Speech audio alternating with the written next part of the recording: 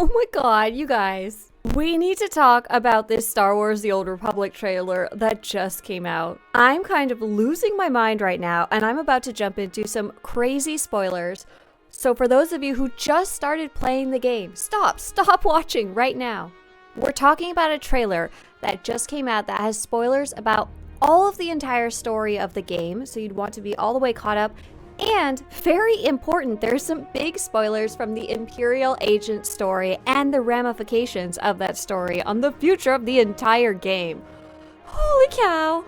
So this Star Wars The Old Republic trailer was introduced at Star Wars Celebration 2025.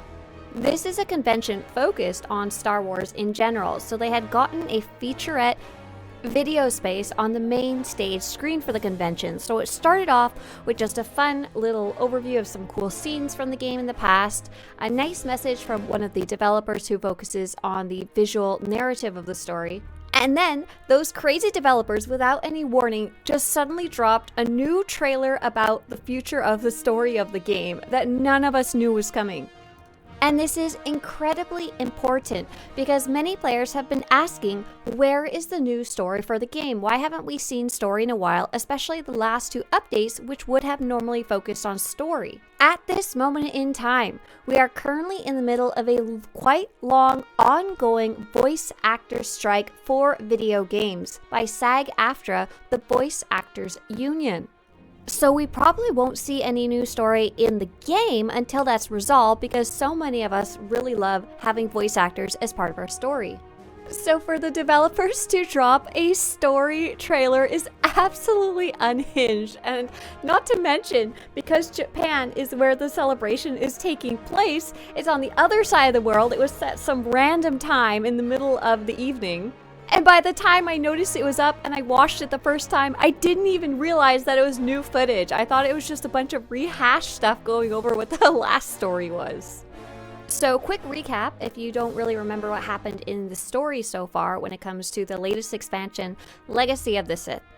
Darth Malgus is alive, though we have him captured in a prison. A new faction of Mandalorians has cropped up who's kind of against both the Republic and the Empire, and the existing Mandalorian faction.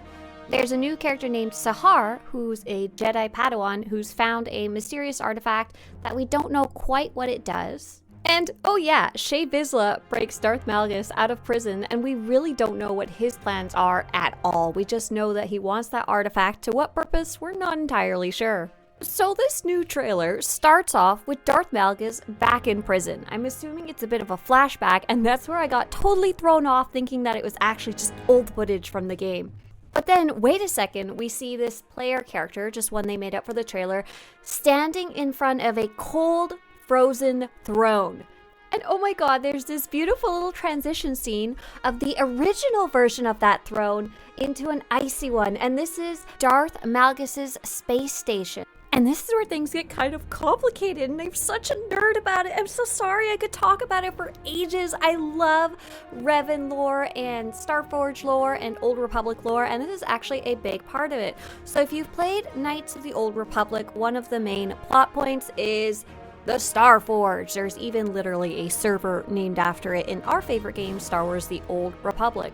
The Starforge is a space station that's thousands of years old and can basically take matter and recreate it into something else.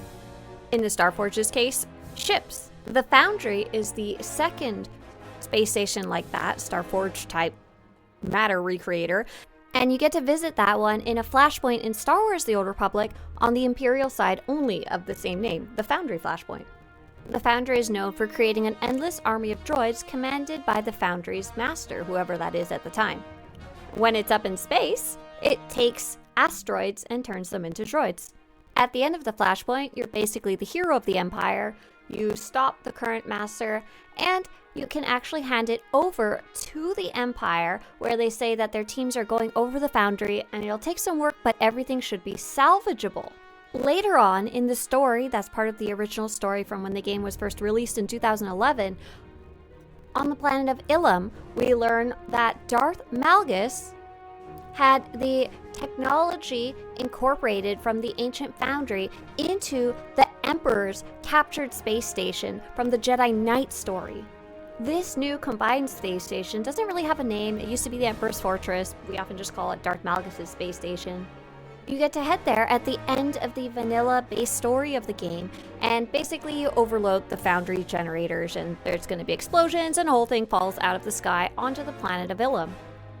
Regardless of what faction you wind up playing on, your faction, Reclamation Services for Imperial side, goes and salvages the wreckage of the foundry and the Emperor's space station, combined to Darth Malgus' space station, crash-landed onto Ilum. Bits and pieces of this self-replicating technology actually gets yoinked by a third-party faction called the Revenites, and is used to create some immortal cyborg self-healing enemies. But that's about where that story ended. The wreckage is just sitting there in Ilum. We never even got to see it until in update 7.6 we got a refresh of the Ilum graphics and a new single boss operation called Propagator Core XR53, where you could go inside of the ruins of that space station and you'll fight a self-replicating droid that was part of the Emperor's Fortress that crashed down during the Battle of Ilum. It's a bit of a fun and crazy fight where that droid specifically tries to reorganize your own biological matter into droids. AKA he eats you and spits you out. He wants just a taste. And now, after all that obsessing about the Starforge lore and self-replicating stuff, we find ourselves in this trailer in front of the crashed wreckage of Darth Malgus' space station, including his throne, with broken windows and ice and snow flowing into it. What are we doing here? We know Darth Malgus is on the loose. Are we here looking for clues? Are we here chasing Malgus? Are we here looking for information? I have no idea what we're doing here, but I really like the way it looks. We see a little bit more of characters that we already recognize, and then, oh my freaking goodness, it's Darth Jadis. Darth Jadis is a major character from the Imperial Agent story.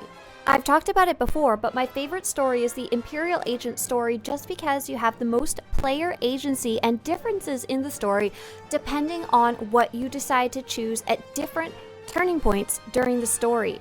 Darth Jadis, and whether you ally yourself with him or what choices you make with him during his final execution of his plans, are incredibly cool and incredibly important to the story. One of the really important things I wanted to confirm after seeing Darth Jadis and throwing an absolute little meltdown about it in the trailer was to go back and find out if any of those decisions could lead to his death, because I'd heard some players say, hey, but I killed Darth Jadis, how could he be alive? As far as I can tell, because when I played the original Imperial Agent story, apparently I went full obsessive and wrote down paragraphs and paragraphs about all of the things that happened and the potential choices that you might have been able to see from other videos that I'd watched of people's playthroughs. Regardless of what choices you made, Darth Jadis is more than likely alive. He either escapes, you make a deal with him and he flees, or you wind up allying with him.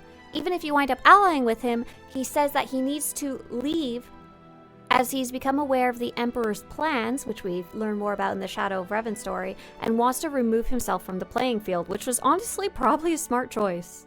One way or the other, Darth Jadis' return to the story was something that could always happen, unlike a lot of other characters which live in weird kind of nebulous stages of alive and unalive, where some characters and players may have killed them, some characters and players may have left them alive. Either way, the story wouldn't work if they're dead. Jadis was never dead.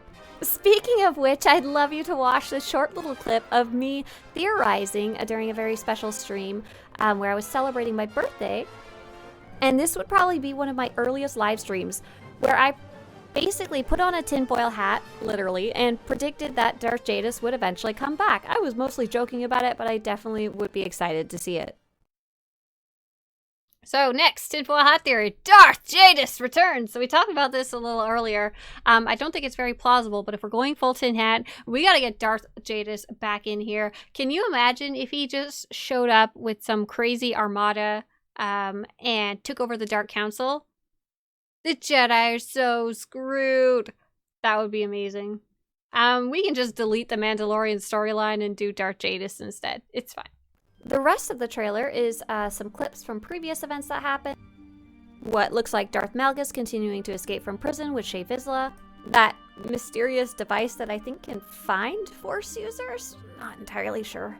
And oh, what's that you say? Is that a Rakatan mind prison that we get to play with in Star Wars The Old Republic and Knights of the Old Republic that captures you and makes you solve riddles? Oh my goodness. We have no idea what's going on there either. Big questions. Is that something we're going to be trapped in? Something we're trying to trap Malgus in? Something that someone else is trapped in that we're going to go visit? No idea. All we know is that we're excited about the new story whenever it does come out. Like I said earlier, unfortunately there is still a voice actor strike ongoing, so we probably won't be able to even start to see this story continuing until that is resolved. But in the meantime, I hope you enjoy playing, replaying, or re-catching up with the different stories in Star Wars The Old Republic, or checking out some of the other content the game has to offer. Right now I'm working on a crazy task where I'm trying to collect every weapon in the game for the website SWTOR.com, as well as replaying the smuggler's story. The story least related to all of this insanity. See you guys later, and may the Force be with you. Oh my god, this is supposed to be like a 3-minute video. I get way too excited about this stuff.